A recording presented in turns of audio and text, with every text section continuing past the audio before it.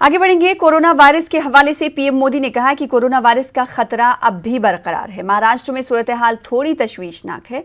मैं तमाम से अपील करता हूं कि वो लापरवाही ना करें, मास्क पहने और समाजी फासले के ताल्लुक से लापरवाही ना करें।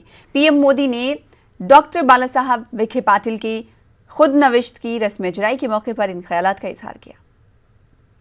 के सभी नागरिक भाइयों बहनों से करबद्ध प्रार्थना है कि चेहरे पर मास्क, बार बार हाथ धोना, साफ सफाई रखना, 2 गज की दूरी, इन नियमों में बिल्कुल लापरवाही नहीं करनी है। हमें हमेशा याद रखना है, जब तक दवाई नहीं तब तक ढिलाई नहीं।